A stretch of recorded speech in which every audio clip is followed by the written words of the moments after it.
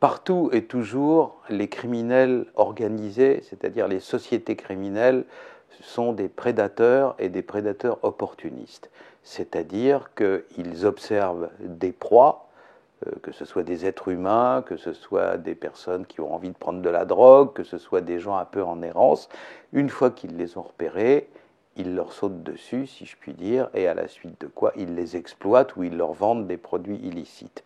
Donc, savoir ce que sont les criminels permet de savoir ce qu'il faut faire pour les combattre.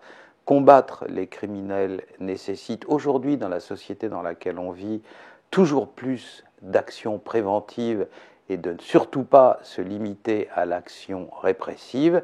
Et donc la faille à l'heure actuelle de la lutte contre la grande criminalité internationale, c'est que dans des pays qui respectent l'état de droit, et il faudra trouver des moyens d'agir dans ce sens, et la police, et la justice, et la magistrature, chacune avec leurs spécificités propres, sont trop lentes vis-à-vis des criminels. Il faut, comme on dit familièrement au tennis, monter plus rapidement au filet, il faut être plus rapidement sur eux, il faut les attendre, il faut les voir venir, et il faut agir le plus rapidement possible dès qu'on a détecté une entreprise criminelle. À l'heure actuelle, le fait de mettre 3 ou 4 ans d'enquête pour arriver à résoudre un problème criminel comme un grand trafic de drogue, un trafic d'êtres humains et autres, ça ne marche pas, c'est beaucoup trop lent, et à la fin, comme on n'a pas été assez vite au cœur du problème, on n'arrête que des comparses, des deuxièmes coups, des troisièmes couteaux, et ça ne fonctionne pas.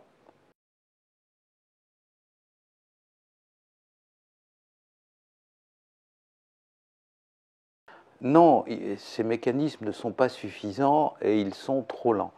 Par exemple, en France, à proprement parler, s'agissant du terrorisme, nous n'avons pas un organisme antiterroriste, nous en avons une pléthore. La police a les siens et elle en a plusieurs, le renseignement a le sien et il en a plusieurs, la gendarmerie, etc., plus toutes sortes d'organismes annexes comme Tracfin qui s'occupe de la lutte contre le blanchiment d'argent. Alors là, lutte contre le blanchiment de l'argent du terrorisme. Donc il y a en France, au ministère de l'Intérieur, une coordination qui s'appelle l'UCLAT. Autour de la table à l'UCLAT, pour les grandes réunions, il y a 22 services ou 22 entités ayant d'une manière ou d'une autre à voir avec le terrorisme qui sont impliquées, 22. Alors l'Europe, maintenant, nous sommes 28 dans l'Union européenne. Imaginez que chaque pays ait à son tour autant, voire plus, ou à peine moins, d'entités lancées dans la lutte antiterroriste. Eh bien, à la fin, il faut louer une grande salle pour mettre tout le monde dans la pièce pour faire une coordination efficace. Ça n'est pas possible.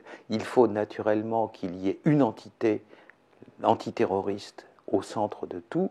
Et de même, il convient en matière de crime, puisque, je vous l'ai dit, on est obligé aujourd'hui d'aller beaucoup plus vite que par le passé. On ne peut pas se permettre d'attendre. Les criminels sont beaucoup plus rapides que nous. Ils se procurent des armes plus vite que les services officiels se les procurent. Ils achètent des ordinateurs plus vite que l'administration ne les acquiert. Et donc, on ne peut pas se permettre d'être constamment à la traîne. Donc, pour aller vite, il faut des structures simples, il faut des structures légères, il faut des structures agiles, il faut, et pardon pour le franglais, ce qu'aux États-Unis on appelle des task force. La task force, ce n'est pas une bureaucratie ad vitam aeternam, elle est créée pour régler un problème précis, elle se concentre pendant 3 ou 4 ans sur ce problème. Une fois qu'elle a réglé ce problème, eh bien on la dissout et on passe à autre chose. Donc voilà ce qui cloche à l'heure actuelle.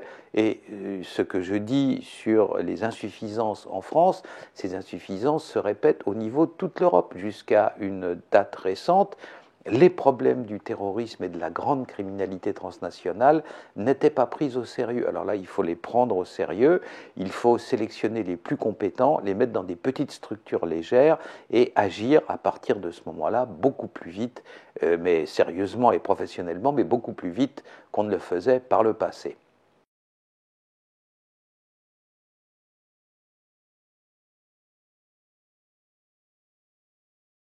Alors, bien sûr, notamment en ce qui concerne le crime organisé. Ce que font Les criminels, ils ne le font pas pour la beauté du geste, ce ne sont pas des artistes, ils le font pour avoir le plus d'argent possible, le plus rapidement possible, et en tout cas sans se lever à 6 heures du matin pour aller visser des boulons à l'usine. Ils le font pour jouir de biens mal acquis, c'est-à-dire des sommes colossales que rapporte la drogue, ou alors le trafic d'êtres humains, etc. Donc bien entendu, c'est utile. Je ne sais pas si c'est aussi utile que ça pour la lutte contre le terrorisme, puisque les terroristes, quels qu'ils soient, ceux qui nous posent problème aujourd'hui comme ceux qui nous ont posé hier ou avant-hier, sont dans une sorte d'exaltation fanatique et que leur fin dernière n'est pas d'avoir de l'argent. Leur fin dernière, c'est leur cause, que ce soit la cause nationale ou la cause fanatique religieuse, etc. Donc ça, c'est plus douteux que la confiscation de l'argent. En plus de ça, contrairement au crime organisé, qui demande l'existence d'un véritable capitalisme criminel, il est évident que pour transformer des centaines de tonnes de pavots à opium en quelques tonnes d'héroïne, il faut une véritable industrie lourde. Et la véritable industrie lourde en question, il faut la financer. Il faut acheter des tonnes de produits chimiques qui vont servir à la transformation, au raffinage de l'héroïne, etc., ou de la cocaïne. Et on ne peut pas se permettre de faire ça sans de grosses sommes d'argent. En revanche, le terrorisme n'est pas cher. Dans les années 90, nous avons eu une vague d'attentats en France et dans un cas, le groupe a été capturé et ils avaient gardé des notes de frais pour se faire rembourser par leur commanditaire. Une bombe qui avait explosé dans le métro de Paris, qui avait blessé et tué une douzaine de personnes et qui en avait blessé très gravement une centaine, la bombe en question avait coûté moins de 100 € à fabriquer. Tous les attentats du 11 septembre, c'est-à-dire le fait d'avoir appris à des personnes à piloter des avions, le fait d'avoir payé des billets d'avion pour envoyer des gens aux États-Unis, etc., tout ça a coûté moins de 500 000 $ pour un des pires attentats depuis l'origine du terrorisme. Donc on n'arrivera pas à bloquer les terroristes en leur confisquant leur argent. En revanche, on obtiendra des résultats en voyant cet argent circuler. Parce que la circulation de l'argent, elle est stratégique. L'argent doit arriver sur place avant la commission de l'attentat. Il est évident que l'argent pour la préparation des attentats au 11 septembre, il doit arriver aux États-Unis entre les mains des futurs terroristes des mois, voire des années avant. Donc à partir de la circulation de l'argent, on peut anticiper les mouvements des terroristes. Oui, à la confiscation de l'argent pour écœurer les criminels, pour dire bon, alors voilà, on a braqué une banque et puis maintenant je suis en prison, on m'a confisqué tout mon argent, ça ne vaut pas la peine. Donc là oui, mais en revanche c'est la circulation de l'argent qui nous donne des indications précieuses sur l'action terroriste, parce que l'argent, forcément, il arrive avant l'action.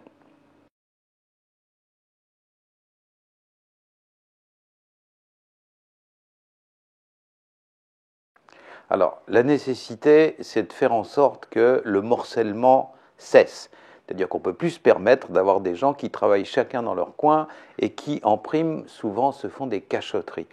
J'ai dit tout à l'heure que l'avenir était aux structures légères, adaptées, et qu'il y ait une task force qui soit créée entre, d'un côté, la direction de la gendarmerie et de l'autre côté, la direction de la police judiciaire. Bien entendu, c'est ça l'avenir. Maintenant, que ce soit une fusion de deux bureaucraties qui existent toutes les deux depuis des siècles, ça paraît hasardeux de penser qu'on va les fusionner si rapidement. En revanche, quand on fait des task forces, je crois savoir qu'il y a une task force qui fonctionne déjà en France à mi-chemin entre la direction des enquêtes douanières et la direction des enquêtes financières, parce que fatalement, ce sont deux sujets très proches. Si ça marche dans un cas, on ne voit pas pourquoi ça ne marcherait pas dans l'autre. L'idée étant d'aller le plus rapidement possible au contact avec les entités dangereuses, de manière à bien les cerner, bien comprendre tout ce qu'elles fabriquent, à accumuler le plus d'informations possible et de pouvoir les taper, de pouvoir les interpeller dès le début du passage à l'acte. La justice a besoin d'un passage à l'acte, c'est pas la peine d'attendre des années avant de leur tomber dessus. Donc ce qu'il faut, c'est agir le plus vite possible, monter le plus vite possible au filet, et cela dans le cadre de ce qu'on me demande, c'est-à-dire à mi-chemin entre la direction de la gendarmerie et la direction de la police, créer, en cas de besoin, une task force, la confier à des gens intelligents, jeunes, rapides, motivés, de façon à ce qu'on ait des bons résultats le plus rapidement possible. C'est l'avenir. Pour conclure, il va falloir toujours plus de professionnalisme, toujours plus de rapidité dans l'action, toujours plus du sens de l'anticipation pour pouvoir détecter le plus précocement, le plus tôt possible les actions criminelles en gestation, de manière à pouvoir, quand il y a passage à l'acte, les réprimer le plus rapidement possible. L'idée générale, c'est qu'il n'est pas nécessaire d'attendre 20 ans qu'il y ait un arbre grand comme ça, qu'il faut s'attaquer au petit bourgeon dès qu'il est sorti du sol et agir au niveau du bourgeon et pas à celui du baobab entier.